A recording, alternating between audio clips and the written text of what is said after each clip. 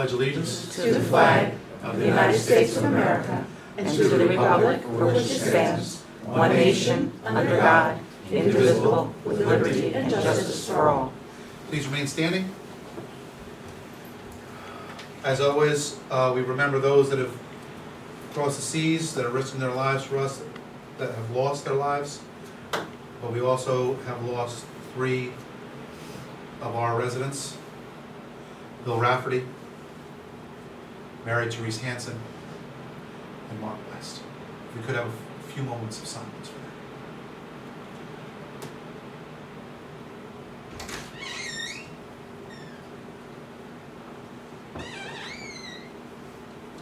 Thank you.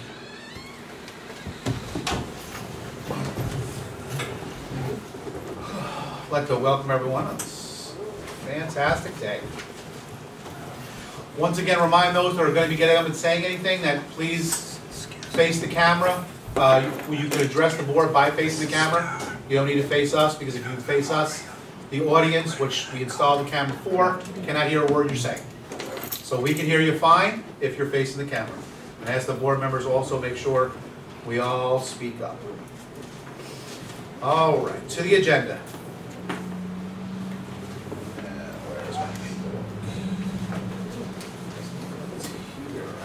In the news, this Saturday at the Highland Falls Marina at noon, there is going to be a boat parade down the Hudson. If you can get down there between 12 and 12:15, bring your flags and bring your voices to cheer on. This is a parade of boats honoring the wounded warriors. That's this Saturday, about 12 o'clock at the Highland Falls Marina. Don't forget the farmers market is every Sunday.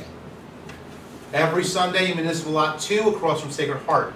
Fantastic products. You really need to go down and check that out. Movies. Movies in the afternoon. Movies in the afternoon at 2 p.m. at the library. Free popcorn and iced tea. Tomorrow, Tuesday at 1:30 at the library is a poetry workshop. Just some of the things in our news that's happening.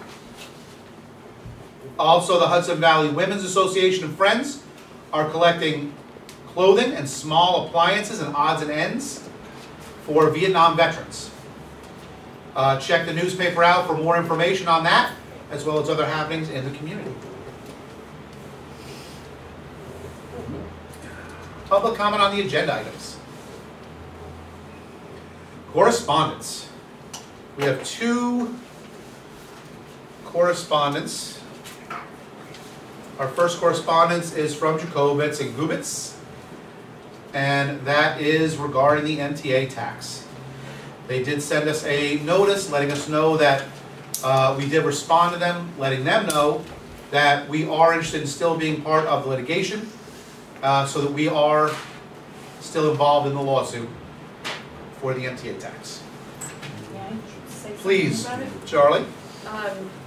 The mobility tax, the MTA payroll tax, is something that I've been working on for a long time. I think our past treasurer even under budgeted what it was going to cost the village, because he believed that the constitutionality of it would be thrown out. So the fact that we have to pursue this litigation is very disturbing to me, and I hope people will really get involved right, especially our new Democratic Assembly people, because it is double taxation. We are taxed 34 cents on every $100 of our payroll. This applies to the village, the town, the county, and our libraries. These are all institutions that are backed by taxpayer dollars. School rolls. School rolls. I think the schools were just taken off. You're not paying it anymore, and smaller businesses were. But the especially irritating thing for the 4 counties, Dutchess, Orange, Rockland, and Putnam. In Orange County, less than 1% of our population uses MTA. our representatives on the MTA commission that decided everyone should share the pain equally, we get 1/4 of a vote. So we don't even get equal vote. Moreover, we're already supporting the MTA to the tune of,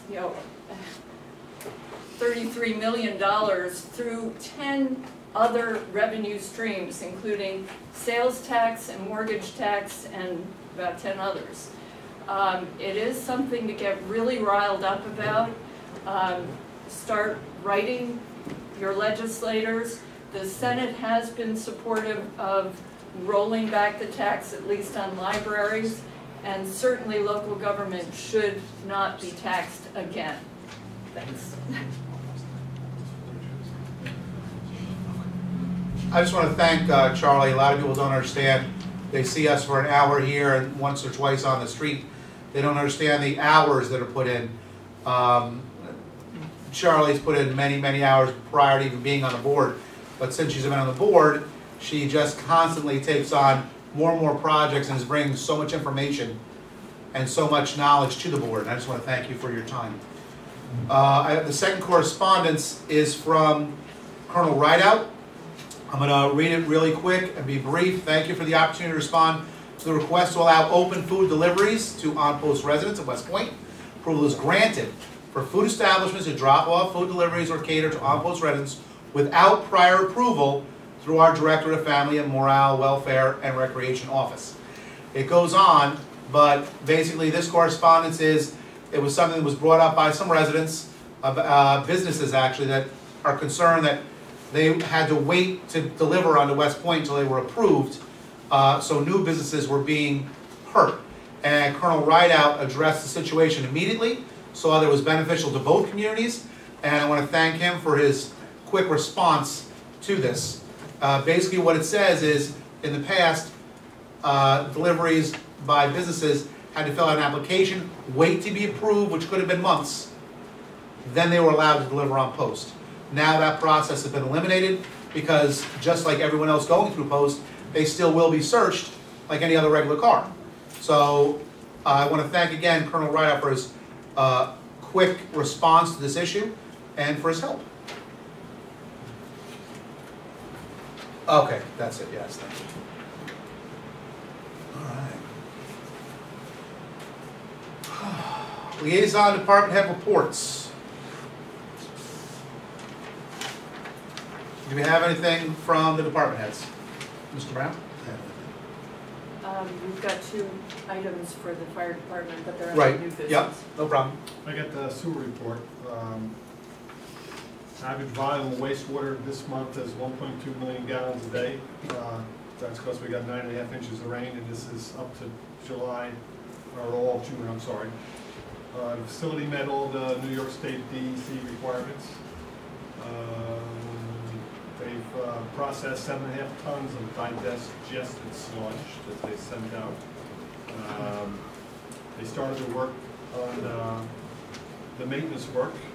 They put a security system in, scraping, painting, maintenance, lubrication of pumps, motors, and all machinery. TAM is sandblasting. They started their project. I'm not sure where they were. I haven't been down there today, but they did start one of the projects. The other one's still waiting for submittals from, they got the submittals from the general contractor. They haven't been approved. And that's about it. Thank you. Did you guys have anything to add? Yes, sir. Treasurer's report?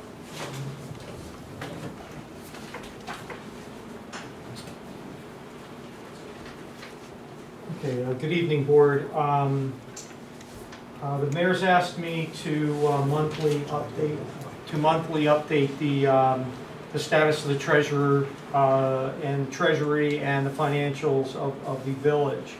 Obviously, I'm happy to do that and inform the village board as well as the public as to what we're doing. I've been on the position for about 3 weeks, so I have spent some time doing some, I would call big picture ticket items to review, just to make sure that there are sensibilities to them all. The list that I'm going through today is preliminary. There are more items that have been discovered, but I don't want to inundate the board with either concerns or positives that I've discovered and feel that we need to consider.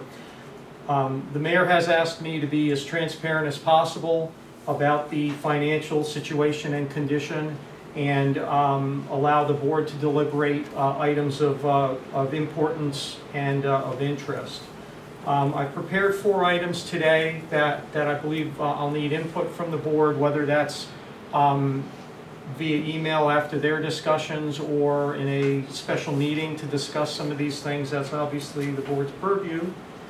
The first item is the review of the annual fiscal audit requirements and potential vendors.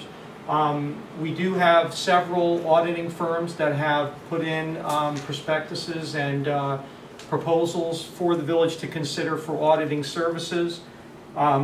I was heartened to see that some of the figures were in the 20,000 and below range.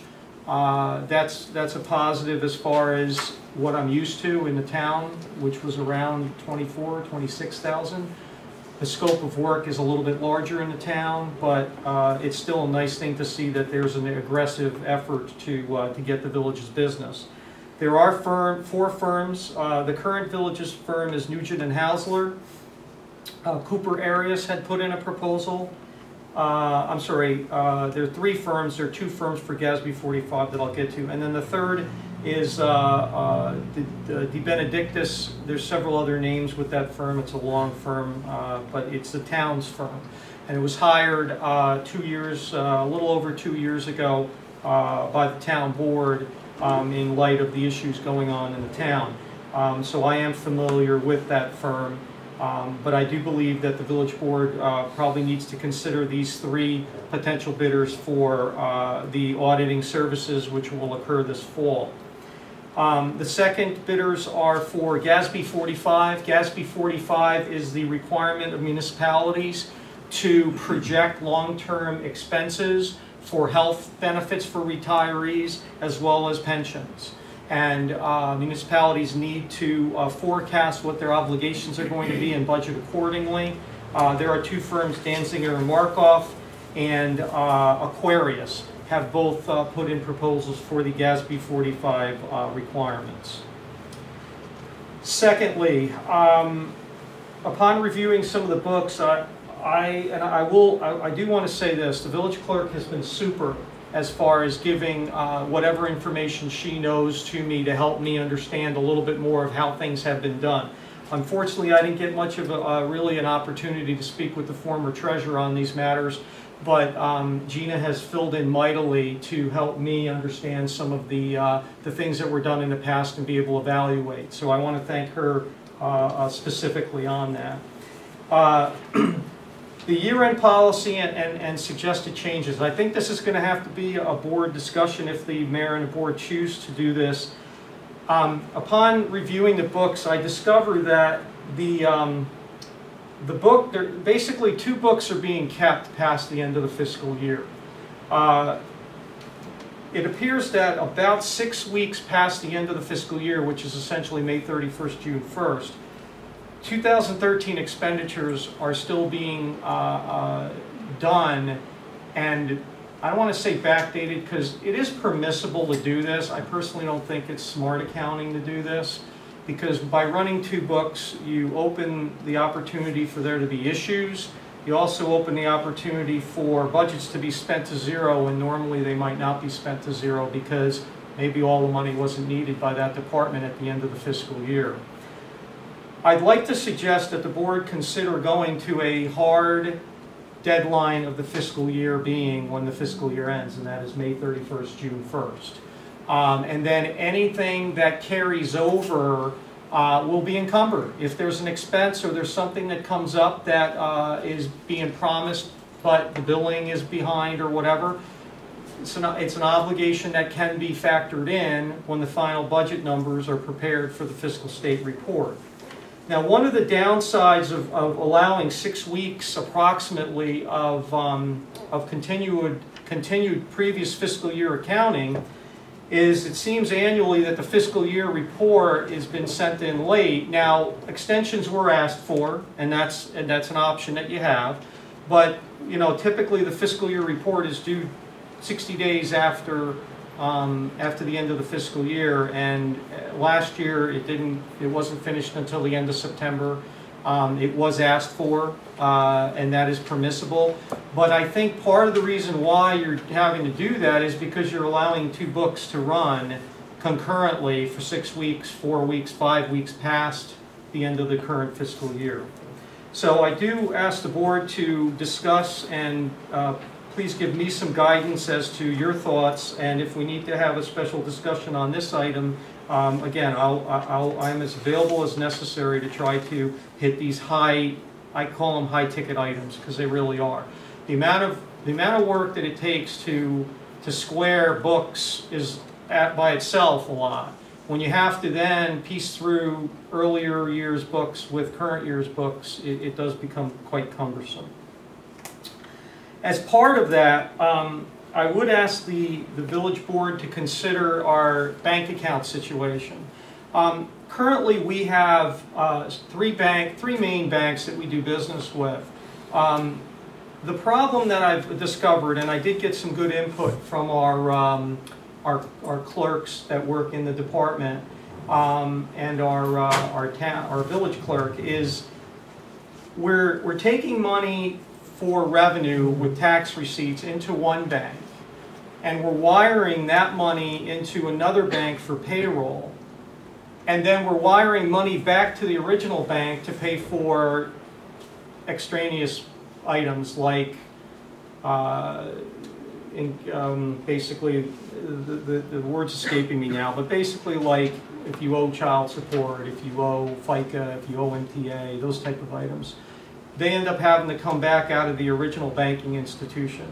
I'd like the board to consider allowing me to consolidate the banking situation, that wherever we get our general revenue for tax receipts, I'd like the payroll to come out of that account, so that there is no wire transfers going on. It's a very seamless on the computer system. All the banks we're discussing here have very good online banking ability. So what we want to try to avoid is the cumbersome nature of doing a wire from one bank, moving it to another, and then moving the money back for extraneous items. And then, because we should have more than one bank for competitive reasons, we can then pick whichever bank does the payroll. The alternative bank could do the water and sewer receipts, so that we do have 2 banks at least that are in competition to make sure we get the best possible services from our financial institutions as possible. The other thing that we benefit from is that if we have it consolidated, that we have all payroll, and obviously payroll is our biggest expense. If we have payroll all going to one bank, then we will get a lot of benefits free of charge from that bank, because at the beginning of a fiscal year, there's some $3-4 million of our money in that bank that they're able to use to loan out to get money back through mortgages and so on. So if they're making money, they're going to be more willing to give us money to, give us decreased rates or 0 rates for certain functions. The next thing is the state fiscal reporting. My goal would be, if the board agrees to have a hard date as far as the fiscal year is concerned, I would hope that next year we would be able to get our state report in the 60 days that's prescribed. Obviously, if you need more time, they offer it. The key thing is they want accuracy and they want it done right. But I would like to move away from 2 books if the board allows. Finally, and this has been obviously an issue that's out there, and I've been speaking with a lot of people, and I believe it's something that the board's attention is probably needs to be looked at. I think also maybe some legal consultation might need to be done too, because I'm not a lawyer, so I can't necessarily talk on the legal side of this. But if the village is sponsoring any groups to do any business, it's a board action, and it's an action that's very deliberate, that's transparent to the public. If the board then says, okay, that that group is going to do business under the auspices of the village board.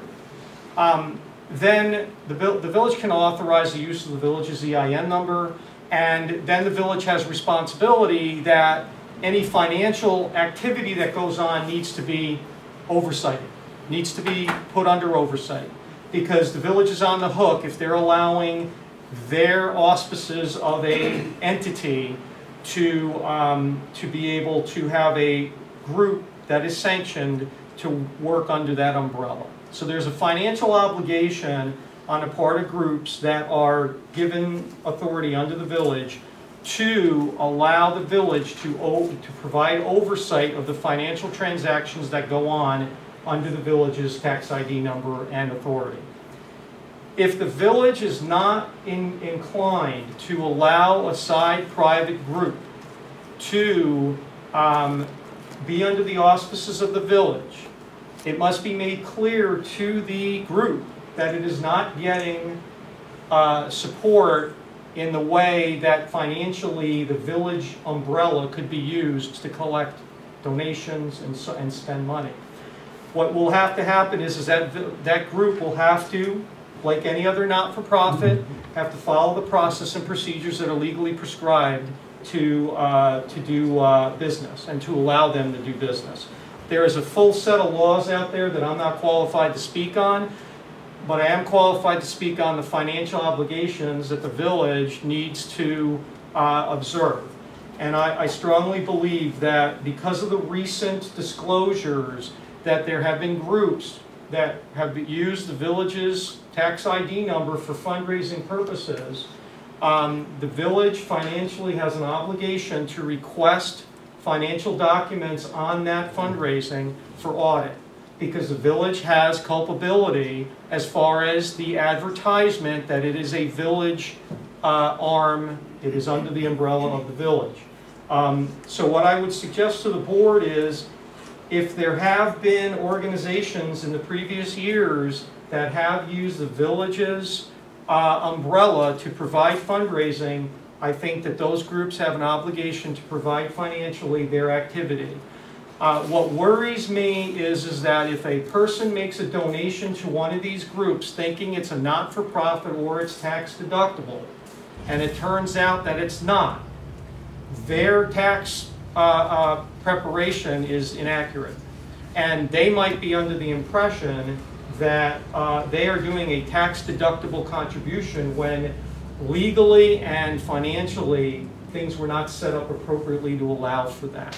So it's very important that the village board consider this, and whatever the village board decides, and I do suggest legal counsel also on this matter, needs to be very clear to these organizations as to whether or not they're under the umbrella or not. And if they are, they need to commit that they will provide financial paperwork as to their activity for the village treasurer and or board upon request, without any reservation. I do believe that that's a very important issue from a legal perspective, obviously for liability, but also from a financial perspective, because the village is a very powerful entity. And when people see the village attached to a group, they essentially get more credibility. And we can't afford that if there is a problem there, that the village then ends up being part of the problem instead of legally and financially part of the solution, part of the good activity. It's a lot of great activities out there that really under the umbrella of the village is fine, but it needs to be deliberate by the board, and it also has to be done with an understanding that financials are to be provided upon request. I open to any questions of the board. Yes? Addressing your last point about... Can I move this a little bit?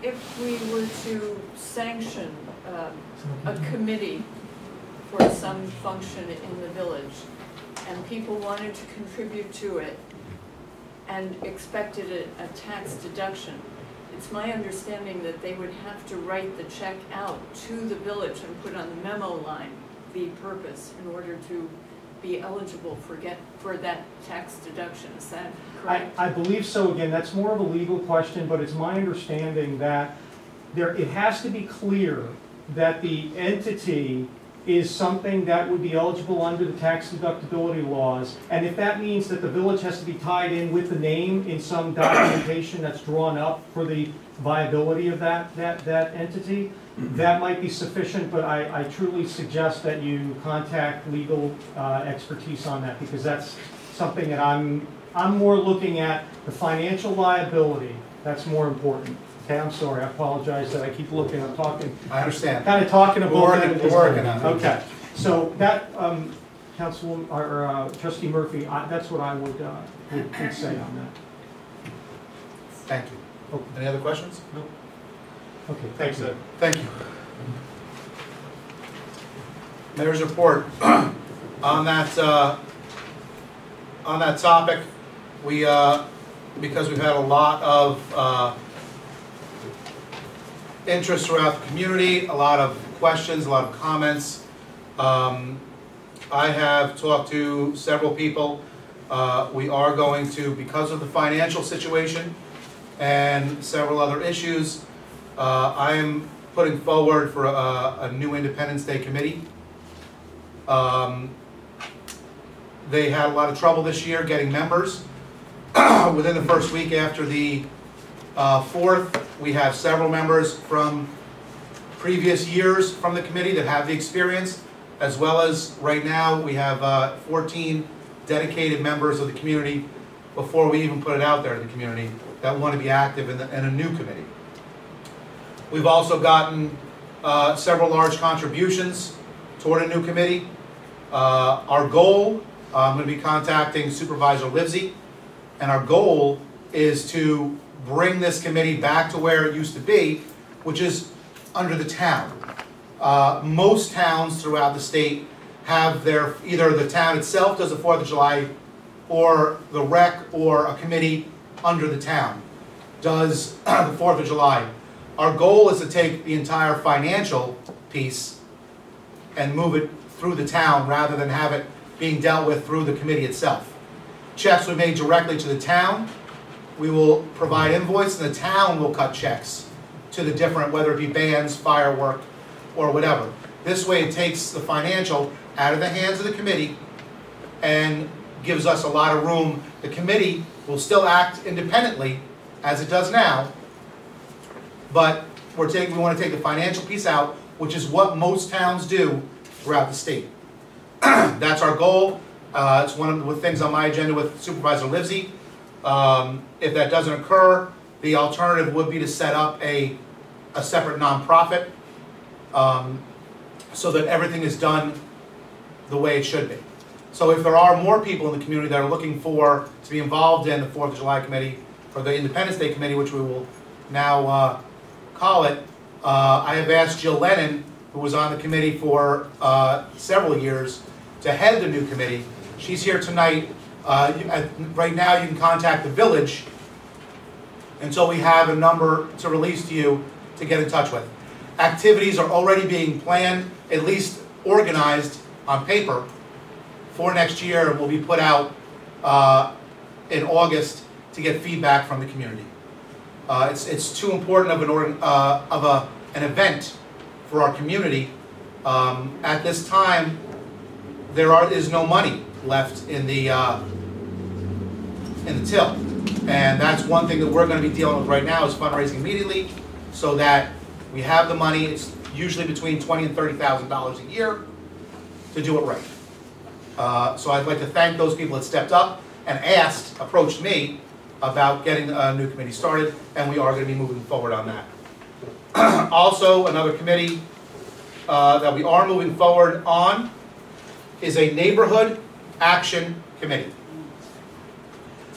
Last meeting, we were approached by the parents of a young man who passed in the village. They wanted to do whatever they can to make sure this doesn't happen to anyone, whether it be a young person, old person. They, along with approximately 8 other residents, have approached me over the last week and a half, very strongly urging whatever they can do, they will do. After talking to them, talking to some other people, we're looking to put a neighborhood action committee together to address these issues and more issues in the community. We are going to meet Tuesday, July 23rd, here at Village Hall, 7 p.m. It's Tuesday, July 23rd, it's next Tuesday, here at Village Hall at 7 p.m. Some of the issues that we're going to be discussing are the drug issue in our community. We're going to be discussing the Main Street, as well as activities that are needed in our community. These are just some things, but we are not limiting to that.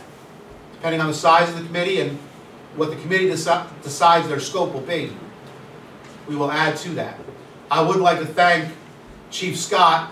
When this was brought up, he immediately was very happy with the fact that the community people want to get involved and want to organize. He does have avenues for this group to move through, as well as he is excited to also meet with them and help them in any way possible. Mayor's secretary was brought up for several meetings. At this time, we are going in another direction. We do need someone to fill a certain amount of work that needs to be done in Village Hall, but we are looking into other avenues, so we're taking that off the table at this time. Several weeks ago, during a major storm, we lost 4911 for dispatching for several hours. I want to thank Gina Bora and Chief Scott for basically handling the issue. They spent many hours with Time Warner Cable to try and figure out what the problem is. This has been a problem for a long time. This was the longest it's ever been out. Normally it's 10, 15 minutes, but you only need 1 minute. You need 1 to 2 minutes to lose a call, and that can't happen. So after many hours with Time Warner Cable, we were finally able to get a hold of the right person. There is a solution, and this I just want to put out to the board. We'll be getting you that information so that basically Time Warner Cable wants to renew their contract with us now for 2 years, and then they will do the work that it will take to put fiber optics in, special fiber optics, so that there will never be a drop in the service. So they say.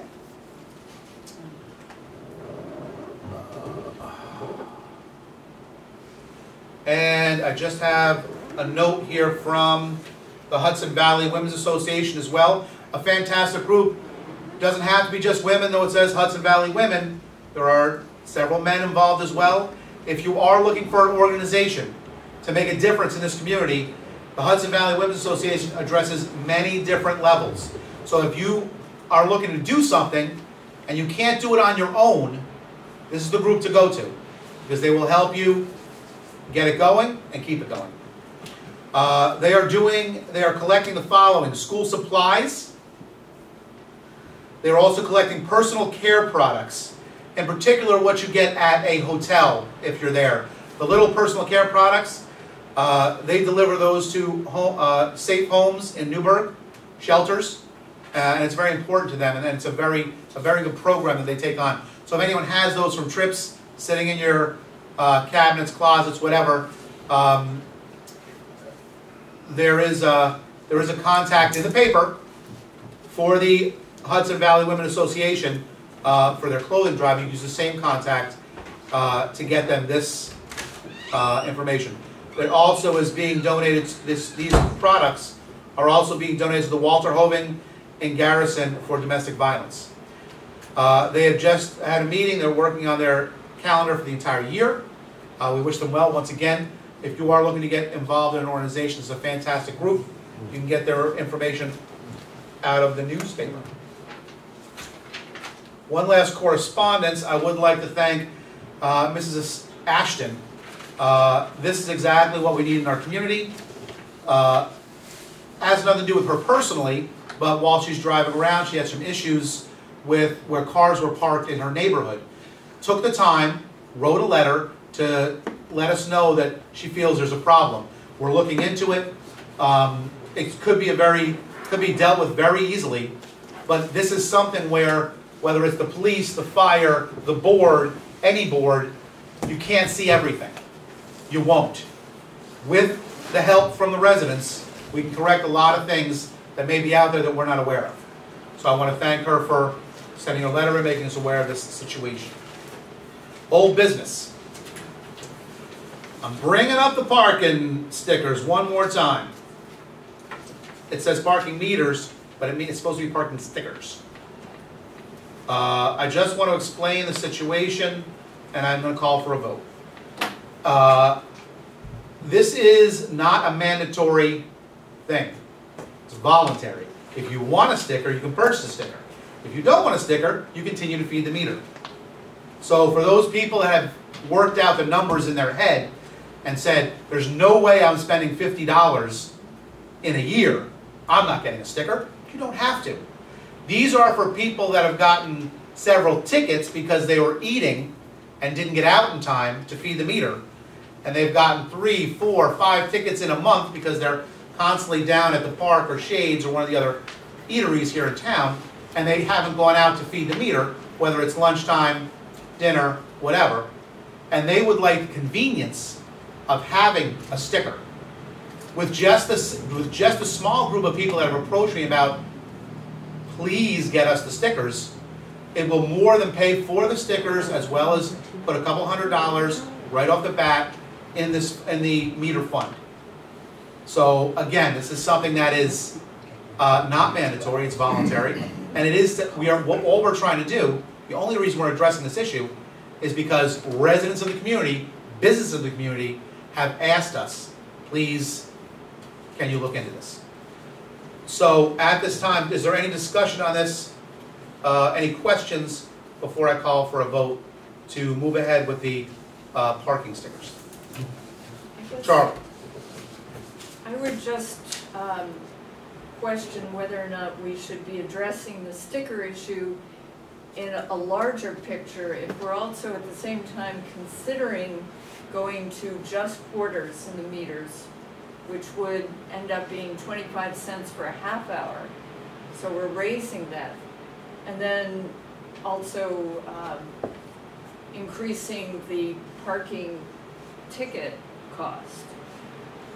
It would strike me that maybe that should be done before we launch into the stickers, so it becomes a full package. Are we going to do all 3 things, or? Yes. Yes, we are? Yes, we are. I guess I would feel better if we did the quarters and the tickets before we did the stickers. Okay. It's just a timing issue. That's cool. Any other comments? We talked about loading zones earlier, Yes. and I think that that's important. That may be, or should be, for commercial trucks or people loading vehicles for businesses, flowers, food deliveries, all that type of thing. I think these spots should be looked into with this package also, because I think that the sticker allows you to park anywhere.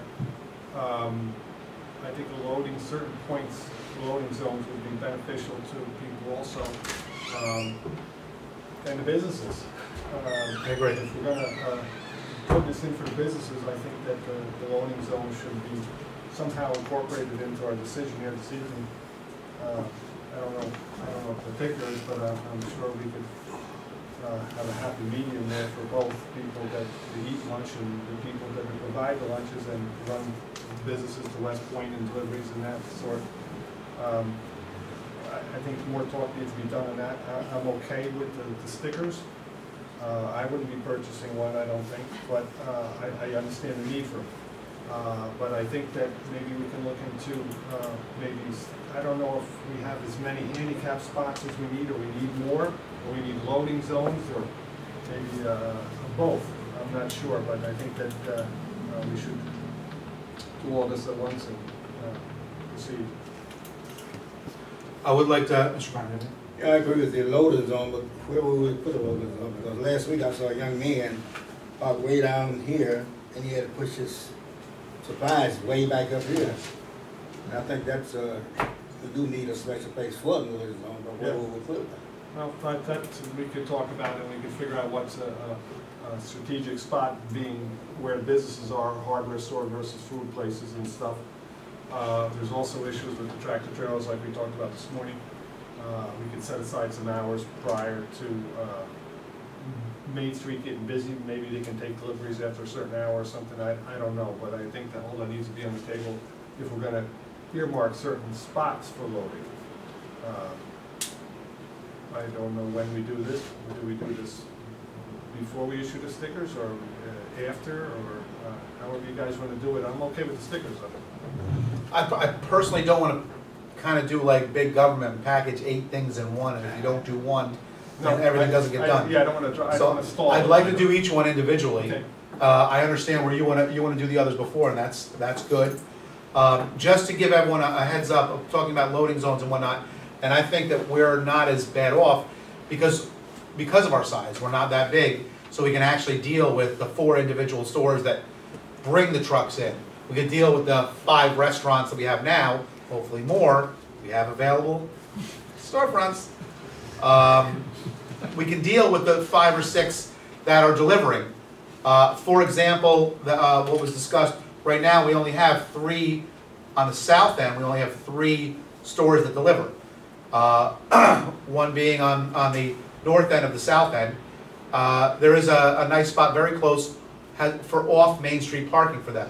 So it's only a few steps for them to get in their car and take the deliveries, and yet we're keeping all of Main Street open for customers. And that's the goal. The goal is to free up Main Street for customers, and we are asking all employees that work on Main Street, please use the municipal lots. We are trying to, that's the only purpose of the meters. The meters are not a money generating thing. They don't generate money. It costs us to hire someone, to monitor them, to count it, the whole 9. The purpose of the meters is to keep the traffic moving on Main Street so that our business district thrives. That's the goal. It's the only purpose of it. So we are asking employees, please utilize the lots. At this time, I will call for a vote of the parking stickers. It is under old business, so I'm going to do that. Do I have a motion? Yes. Would it be possible to, there are going to be costs related to the stickers, and the stickers, I assume, are going to have a date on them? Yes. Could we go for stickers in 2014 and implement the change in the meters prior to it? Because You are tough, Charlie. We're talking about a 6-month sticker here. I'm okay with that. We do half. But I will tell you what. This seems to really keep you up at night. Well, if we're going to do a $25 sticker. Yes. But No, I will not do. Yeah, we're not gonna issue a $50 sticker for like a 2-month period because we only have 2 months left. No, it will be appropriate to the time left in the. It'll be a year-round sticker. Prorate. Prorated, but if we only get 35 people, will it still pay for itself? Yes. I promise. Right now we price 500 stickers out at $345. So 35 people at $25 is about $800. We're $400 ahead. Okay, I think we can get that. Done. Charlie's buying a sticker. Okay. Well, if you're feeling that, then can I move forward with the motion? Yes. Fantastic. Do I have a motion? From Charlie, from Bob. Do I have a second? Mr. Brown seconds. All those in favor? Aye. Opposed? And this is something that we can stop in 3 weeks if it becomes a problem. It's not something that is set in stone. If in January people are like, this is not a good program, then we don't renew it. We don't get new stickers. It's something that we're trying to help keep the movement of Main Street going, as well as help the individuals. Some individuals are paying hundreds of dollars of tickets because they're horrible at feeding the meters. Okay, so it's, again, the tickets are not to be money generating. It's to keep the traffic moving. Thank you. Going on to new business. Approval of minutes as written. Regular meeting July 1st, 2013. Do I have a motion? Mr. Mr. Brown, do I have a second? Second. Charlie, all those in favor? Aye. Opposed? So moved. Event. You have your event form for the Fire Department Carnival, August 21st through August 24th. Any questions? Is the, I don't see the insurance. I'll have to get with the treasurer. It was included in our year's insurance, so the rider should be there. Okay, well, no, I know it is. We're gonna, to me, I'm gonna prove it, but we're gonna need the proof of insurance when you can get it to All us. right, I get it from the treasurer tomorrow. Right. Fantastic event. Put it on your calendars, August 21st to August 24th. This is last year was the first year the fire department bought back the annual carnival. It was phenomenal. Make sure you put it on your calendars. Do I have a motion to approve the fire department event? Charlie, do I have a second? Second, Bob. All those in favor? Opposed? So moved. Event for Orange County Volunteer Fire Department Annual Meeting, use of Municipal Lot 1, September 26th, 3 to 11 p.m. You have your paperwork on that. Questions? I could give a little background. This actually is very exciting because the Orange County Convention and Parade are being held in Highland Falls this year.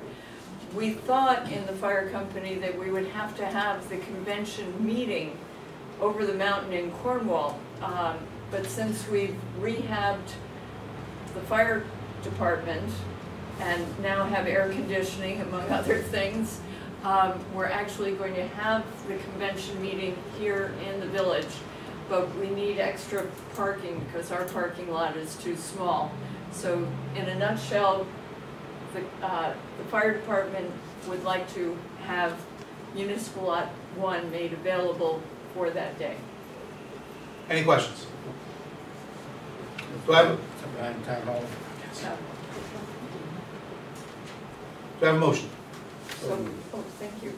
Mr. Brown moves, Charlie seconds, all those in favor? Aye. Opposed? So moved. Training request, DPW Safety Seminar, July 18th, July 18th on the afternoon at Orange County Park. You have the paperwork, are there any questions? Only one. Yes. I'm sorry. Will the department head be staying back in the village if the rest of the staff is attending this, or is he going also? All of them. In the event of a DPW emergency, do we have an arrangement with the town to cover it? I know it's only for a few hours, but I don't know the answer, but the town may also be going. attending. Yeah, they can probably take it, right? Just have to come back. That's great. Good point. It does say in the afternoon, and that is coming up this week. We will not have a meeting before that. I'm sure if there was an emergency, Mr. Patterson would come back. They Well, would that, come well, back. that, and we have the wastewater treatment and water people are here. They are versed in a majority of it. Is Gina? Do they all normally go? It's something that's done annually. It's not something new. So they do all attend together. But that is something we may want to look into if there's training twice a year. Split them up. That way, we if something is needed, tree goes down, something else, we do have a crew. Hopefully, the tree won't go down. It's an important seminar, but Right. it's just. But that is something definitely to look at, to maybe split them up, if it's offered twice a year. But right now, we don't have an opportunity to do it. Do I have a motion to approve this? You sure? I'm positive. You're a little concerned. Well, All right. Charlie motions, do I have a second? Second. Second. All those in favor? Aye. So moved. I am going to move on the next one. This is an appointment for part-time labor, Earl Scotty, to full-time labor effective 7/18/13. That is for payroll purposes. Very excited about this, and I will make the motion to appoint him to full-time labor. Do I have a second? Second. Mr. Brown, all those in favor? Aye. Opposed? So moved. Congratulations, Earl. Welcome to the full-time board. You have a letter from Ricky Z, a resignation letter for Village Hall cleaner. I need a motion to accept his letter of resignation. Do we have any thoughts on who's gonna fill the void then? We do. Okay. I make a motion to accept Ricky's resignation. With regrets, I second, because he's been really loyal and reliable. Yep. So with that regret, I second that motion. Okay. All those in favor? Opposed? Now, on that note, we need to motion to put an ad in the paper for a contractor to take care of this, this need. Right now, Ricky was an employee. Ricky can come back as a contractor. So we're, because of his resignation, we are now going to shift this position from employee to contractor. But anyone can obviously apply to be that contractor. So I need a motion from the board to put an ad in the paper for contracting out these services. Do I have a motion? So moved. Mr. Brown, second Charlie. All those in favor? So move. Do I have a motion to accept the bills and claims for fiscal year 13-14, $96,524.94. Do you have any comments before we move on that? I've been studying this. This is not a rental, it's an emergency replacement of a chain lift. And it's probably got the controls on it and the lifts and the limits. It's not just a rental, it's a new lift, and then the hourly rate and everything, we read it wrong. We were thinking about looking in further into it, but it seems quite normal to me for a cost for that. After I read the whole thing a couple times. It's just, for whatever reason, I was under the impression that it was a rental and that was the amount, Right. and that was my mistake.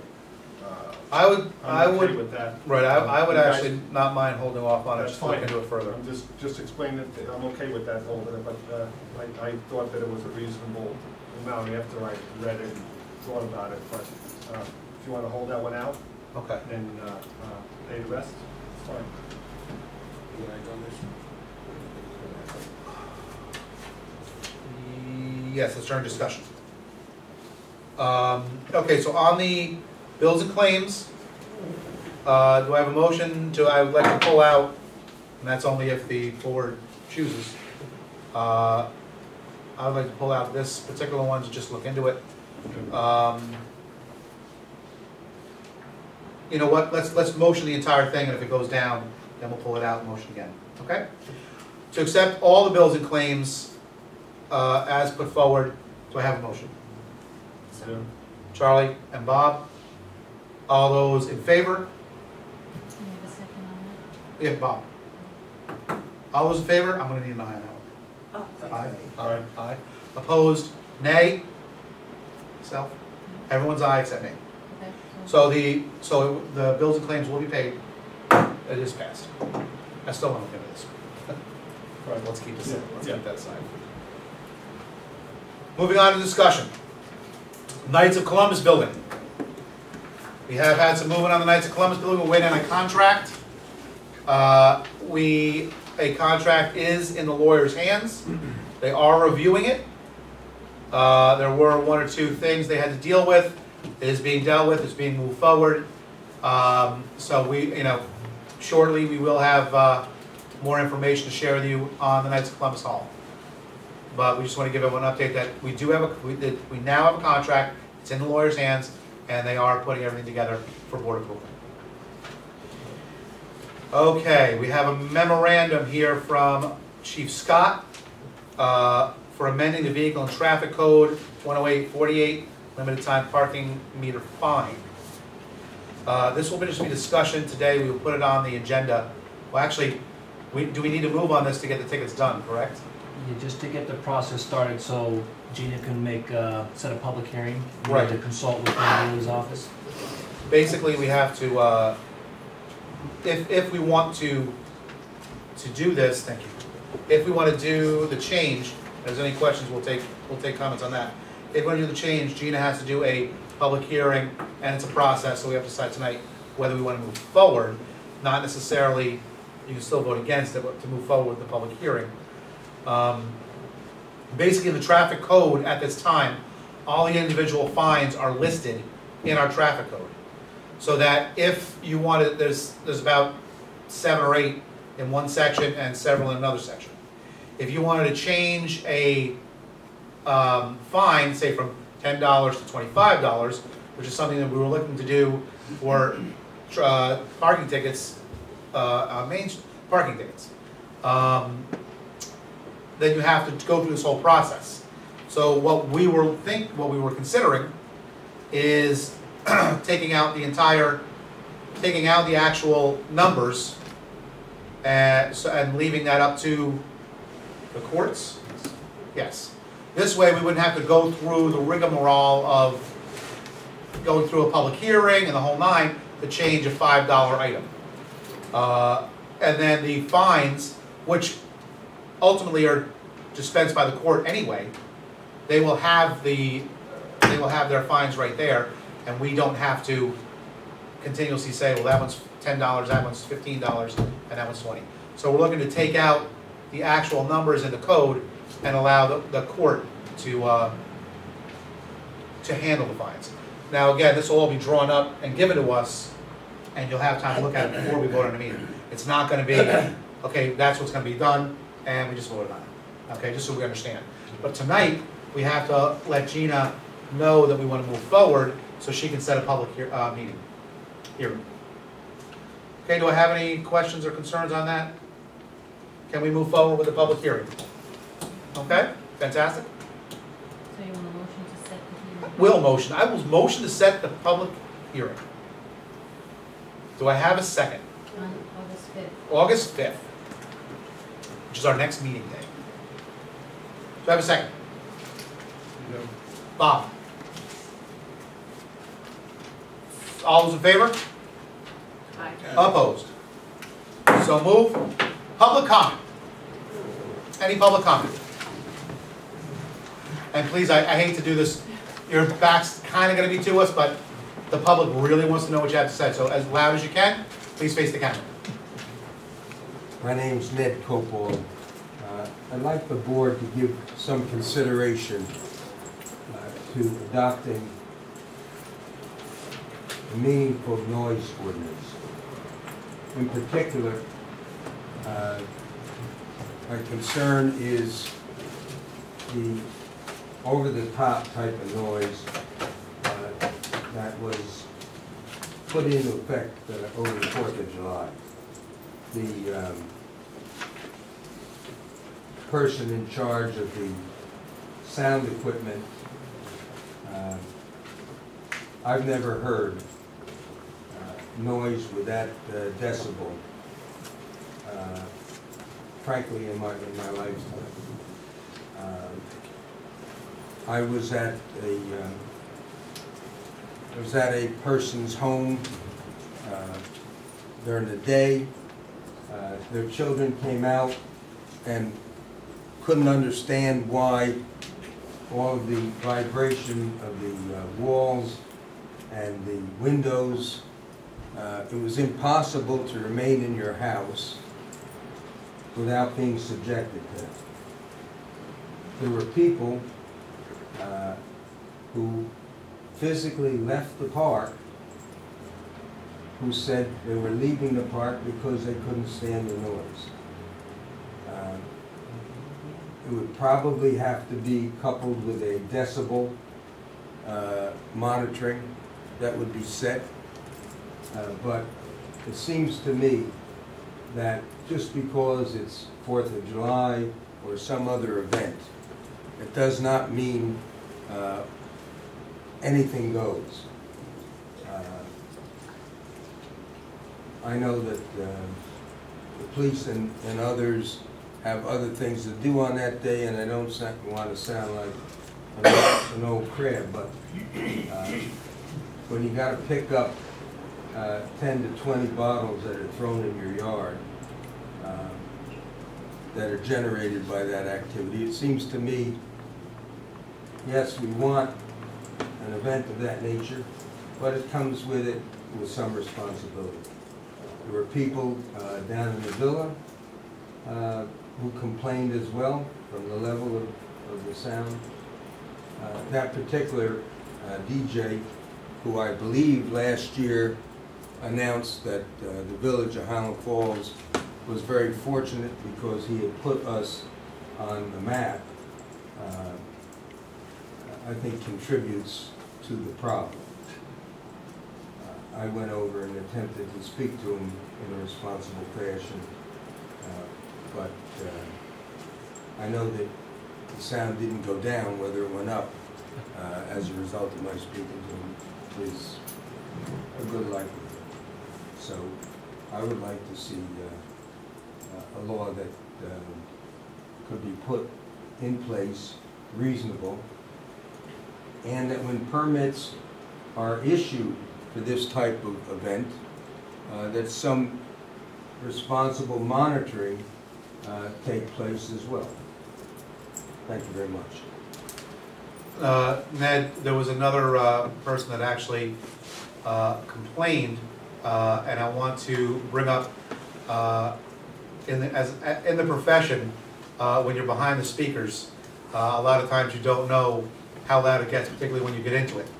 Now, last year there was a complaint about they were down here with the street fair. The call was made. Someone came out, talked to the DJ. They lowered it. They were excited. The people that complained were like, "I can't believe that actually happened." That is the biggest problem, is that we have to be more responsive. They did call the police responded, that was last year. That's got to be our first line of defense. Has got to be, it's too loud, please go talk to them, because sometimes they're not aware, particularly if they get into it, how loud they are. So I know last year the same DJ did turn it down, and I know you approached him, but I don't know if we ended up going to him as a police force. This year. Right, the problem might be that we didn't contact, because no matter what we put in place, the contact's gonna have to be the police, because they're gonna be the ones that are gonna go do it.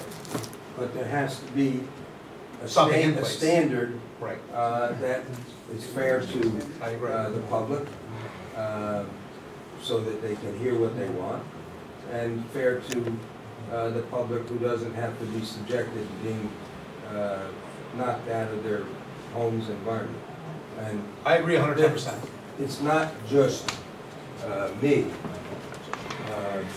who is making this complaint. It's a lot. I've spoken to more than a dozen who felt very strongly. They may not wish to be here, but I can verify that if needed. But the police were requested by several people. In fairness to them, there's not a standard for them to enforce, although disorderly conduct was pretty close to it. So to avoid that type of thing, I think we're talking about quality of life. We all want to enjoy 4th of July without, frankly, I don't think that we need that level of noise. I was there and I spoke from behind it, and as I approached the speakers, the volume of the sound was so great that I could actually feel it in my chest. It was really heavy. Bill Higgins and I were talking about it, and I did the announcement for the Rotary Club, and as I approached the microphone, I was really struck by the fact that there was so much energy coming out of these speakers. So it was over the top, and I mentioned it to them also. I don't think they were very responsive this time. And I appreciate that, and you're right on. There were people, regardless of their age, who said they felt sick, and one of them was a police officer who physically had to move from that area. Now, when I spoke to this individual, his response was, is it the volume you don't like or the bass you don't like? Well, I don't need to go into what my response is. Thank you. Do we not have something on the books as far as noise ordinance? We did. Yes. Do you know what it is offhand? In I'm not looking for a relation- decibel, but Do we have It's on the not, books there's what? no decibel level in it, it's just if it's too loud for somebody, like in Mr. Copalt's case, then it's violating the law. Isn't there a threshold though that you have to have more than one person? It shouldn't be, whether it's me or whoever else, it shouldn't be just my level of comfort or discomfort, but it ought to be a standard. Just say And it. if you No, don't, I understand. if you don't have the standard, the court, in all likelihood, is not going to uphold a charge. I think this is not just on public events. Frankly, you have people driving around in cars with their boom boxes and their bass, or they set up in Roe Park while they play basketball and other activities, and they think it's very enjoyable. They may like it, but I shouldn't be subjected to hear what they want. Yeah, what we'll do is, Chief Scott will look into it with how other communities handle it. Also, if there is a set decibel level, that's normal for, 20 communities use right around here, so that we can bring that back to me. I agree. The only thing I'm worried about is if the decibel level that everyone's chosen is kind of high, you may still not like it. And I don't want you not to be able to call, because it is a quality, this is a big quality of life issue. It's not a small quality. But again, I think a lot of it, one thing that we're gonna have to be more on top of is dealing with the fact that the call was made, because there was a response, and we did deal with that. When a call was made, and the person who called was responding to, well, they have a permit, so, it's okay. It's not. We permit them to use the facility, not to blow everyone's ears out.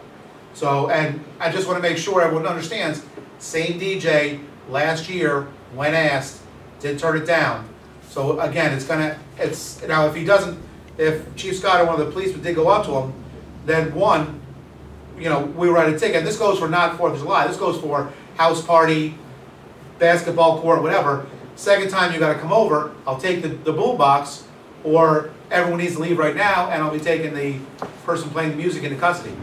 Then we're gonna be asking Chief Scott for a policy procedure on that, so that we have this, which I'm pretty sure most of it's in place. It's the actual decibel that we have to figure out. But what we'll do is at the next meeting, we will make that policy, or hope if we have everything in place, we will make that policy aware to the public, so that you know that it was handled. Maybe we can attach that to the application too, and they can apply for permission. Exactly, and that's Some key. sort of standard there, so he's aware Put the law that right there on. is, regardless of how you set it, or even if you don't have a setting, it gives him a little flexibility, and others that could absorb a little more sound, perhaps. But at least if they're aware that there's that issue to deal with, it might be a good thing. And that's what we are, I don't know if you saw the last meeting, we are revamping the applications for use and parade. Because back in the day, there was nothing. It was just, oh, you're gonna do it, great. Then it was put together, the applications we have now, which are excellent for what we had, but to move forward, the language needs to be more clear as to what they're asking for, what we're supposed to be giving them, what we're allowing them. So that's what we're doing right now, is dealing with the applications to make it so that, again, if it comes down to the fact where Chief Scott's got to visit them 3 times, we have it in writing that you were not allowed to do that. Now you'll be fined, arrested, whatever it be. But that, and again, just like the letter we had on the turning of the streets by Miss Ashton, it is important, and it's not about going after anyone. It's about, there was a lot of complaints about the sound, and again, maybe he didn't catch it, maybe he didn't get the message, but I do know that he was responsive last year. I do know him. He does do his best to try to please the crowd. But if people don't speak up, it won't happen. So I want to thank you. A lot of people did behind the scenes. Hey, it was really loud. Could you do something? So there were a lot more than just a dozen. There were a lot, in the park. And quality of life is a serious issue, particularly in a small town like ours. Our quality of life should be a lot higher and that's what we work towards. So thank you. Thank you. Any other public comment?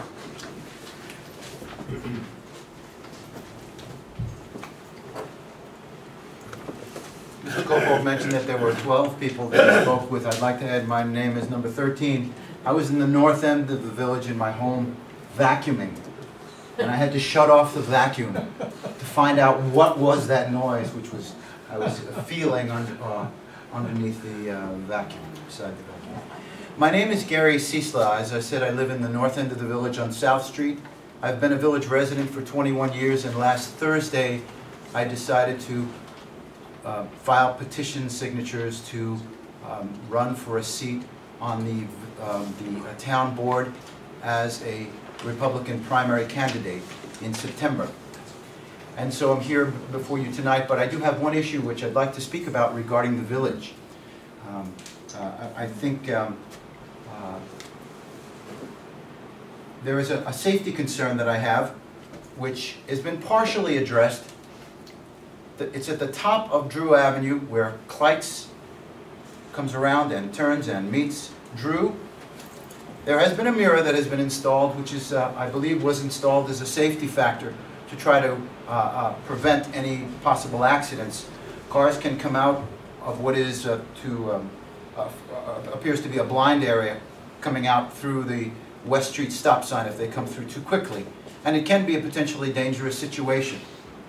And I'd like to ask the village mayor and the trustees to try to take a drive there, but try to drive imagining that you are an out-of-town driver who doesn't know the roads. And you come around down Kleitz and you make that right, and immediately you start down the hill, and then there's another kind of the road kind of curves, and then you hit the really steep part of Brown's Hill, what is commonly known as Brown's Hill. But cars can come out of West Street, and that mirror is difficult to envision and see when you have to navigate the road. And I'd like to ask the village to consider the idea of placing a stop sign at that corner. Because then with a stop sign there, you stop your car, then you can see the mirror, and the blind spot doesn't cause any danger. But I'm concerned for safety of people coming down that hill, meeting up with someone either walking or someone pulling out of West Street too quickly. Thank you. I'll hand that right over to Chief Scott. He's his department is the one to handle that as far as evaluation.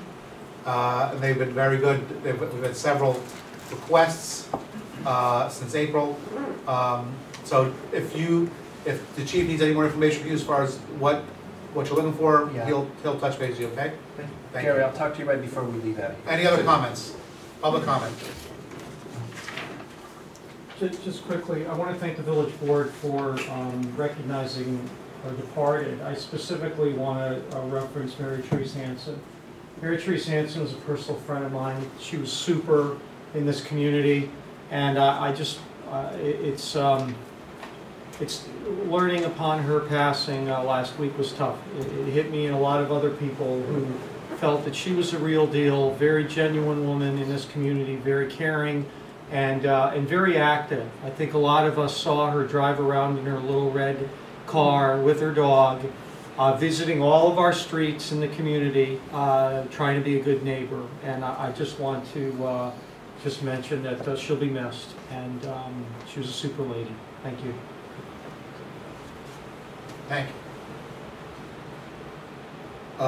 Lastly, pardon me, and then fourth comment.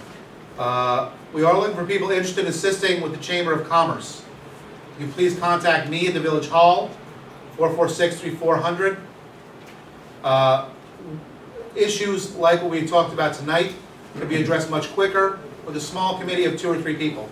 So whether you're a business owner or you just want to make a difference in this community, we are looking for several people to involve themselves in helping us get the Chamber of Commerce off the ground to strengthen our business community, thus strengthening our town.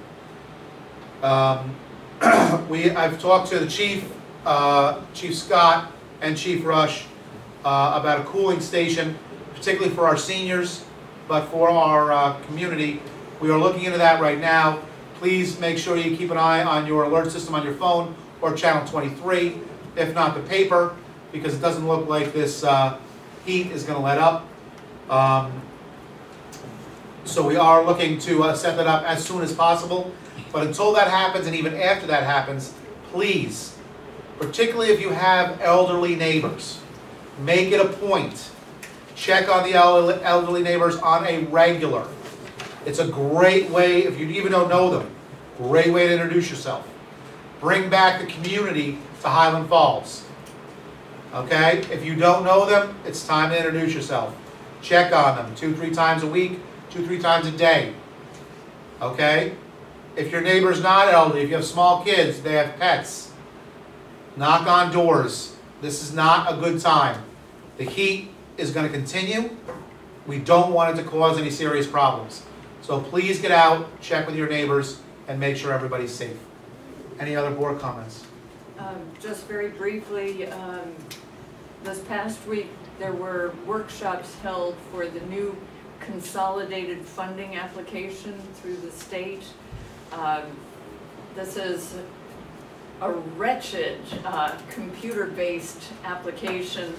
I don't know if we're going to be able to qualify for many of the programs, but it's something that we're looking into, and hopefully there is some really computer literate person that will help me get into some of the applications online.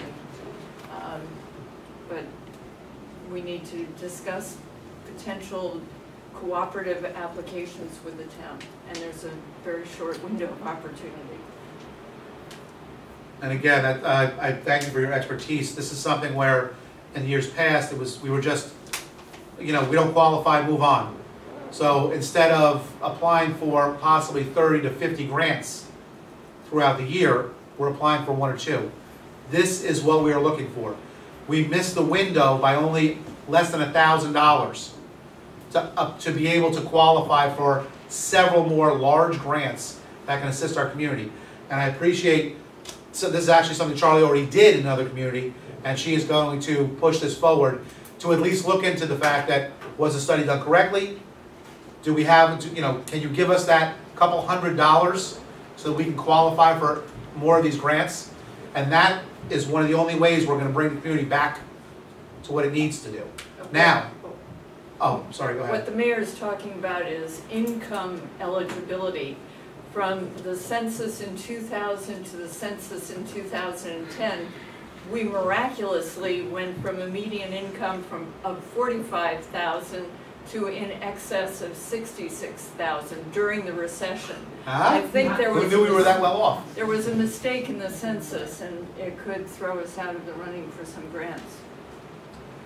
And these are things that we need on the board, is people that are actually aggressive and looking at this, and thank you. I have promised somebody that we make this short, but I do have one more thing. I saw, John, are you good? Yeah, sure. John Dodson came in, and I want a quick report, and you guys, if you have something, still, you can say something. But just to give everyone a heads up, John Dodson has been working feverishly hours. We're talking many, many hours, putting together some very large projects for the village, possible projects.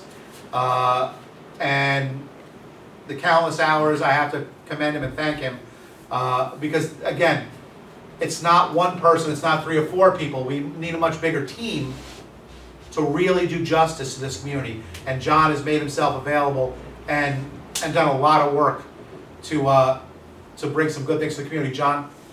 Sure. In a brief way, there was an effort made to help, in this case, the village, helping West Point for some rather large problems they have. Over a year ago, actually, this board and the mayor, the previous mayor, had started an effort to assist with the wastewater treatment plant, the sewer plant, if you will. The sewer plant was built before I came here as a cadet, and this before most of you were born. So at that point, they had a sufficient quantity of capacity. Today, they're exceeding that capacity on a regular basis in big storms, and the water's going into the Hudson. not a good thing. And we have excess capacity. We do not have enough in the village to do everything they need. We could help some. What would probably be needed will be a new facility, which would have to be paid for really by service fees from the federal government. They have no funds that they normally have access to. Sequestration, they're cut back in the budget. It's not a good time. So they put this out to 2019 at the moment on the official military budget. Unacceptable to be dumping raw sewage into the Hudson on storm events, because they've got 2.1 million gallons capacity. They're going to 2.5, 2.8, 3 million on a big storm. They also flooded during the Sandy event. Actually, the water came up over the railroad track, over Target Hill Field, and into the wastewater treatment plant. So they've got a real problem. How to get that into our facility, how we would combine that it's a real study. And we need also the authority, the legal underpinnings to do this. So what I'm asking for are two things. I was asked to get involved with this a couple of months ago, and I know a lot about, know all the people involved, and I know the background. I'm a professional engineer, so it's a little easier for me to do it than somebody else. But when I got into it, it's a little bit more than I had expected. There was a new authority. I won't go too much into it, but in January, Section 331 of the federal code was amended to allow local host communities of military bases to make an arrangement directly with their military bases without going through elaborate bidding or procurement action. It works very much in our favor. We could do things like clean up, any kind of utility services. These can be done directly under this authority. It's a brand new authority. The rules aren't written yet. Air Force has been able to do several small contracts. Army hasn't quite caught up. They're way ahead of the Navy, but they're not. Always. No offense. Try to ignore it. The Navy is playing it smart. They're waiting to see all the mistakes, and they're going to start. However, we might be the first one out of the box. So they're going to promulgate the first guidance on the 1st of August. They hope to be in business by the 1st of January. It is possible that we could find our partner, because clearly we couldn't do this locally.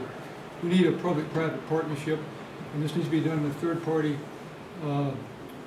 fashion, so you have something like an authority, a special purpose entity.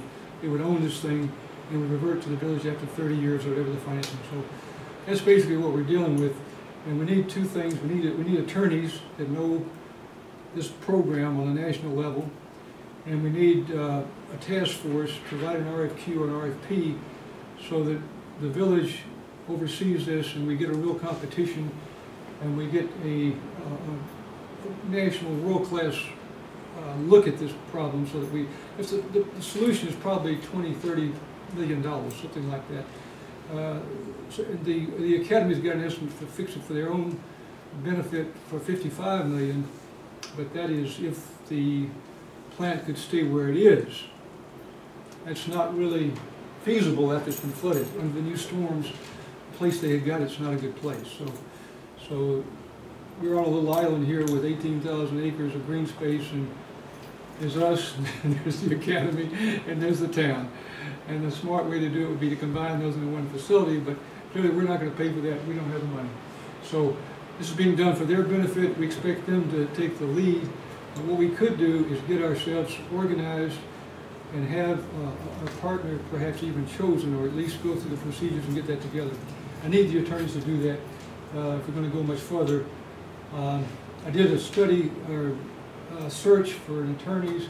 I had a little background. I've done some large projects for the government in a couple of places. So we had some recommendations, and the people that I ended up finding to be the best, the ones that were recommended, was people that I already knew, actually. And that was very fortunate. These were former Veterans Administration attorneys. Tony Kushner and Michael Simmons are their names. So I called them, and they would normally want a retainer. I explained to them the situation. I asked them if we really had a feasible project here, if we didn't want to start chasing wild geese or anything. And they listened very carefully to the circumstances. They said, and because this authority is only good for a shorter period of time, 5 years, then the financing would be not feasible to do that normally. However, because there is no other choice in this situation, if this plant were built, a new plant, new facilities, it would be there pretty much for all our lifetimes, then it can be financed. And they've done this 3 times across the country. They said, can you come see us without a retainer? And they've agreed to do that. They just want us to pay for their train ticket to get up here. So I will probably pick them up either in the city or in Croton or whatever, and bring them over here. I want them to meet the board and meet all the people and our attorneys, and then we'll know what we're doing and where we go from there. So that's 2 things I need are our own engineers, Todd, I'd like to have to work on the task force and set the foundation of a RFQ, and then get these attorneys up here to address the board, explore what they can do and how they would be paid and how would we proceed. And if that's acceptable, then I'll continue on. Thank you very much. Thank you. Just to break it down so that you understand, we are looking to increase the capacity of our plant, increase the plant itself to actually accommodate what's going on. Why are we doing it? Do we need to do it? No, we don't. We do want to assist West Point, but what I really like is the fact that it's going to bring money into our community.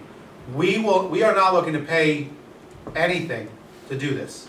We don't need it. Our plant is gold as is.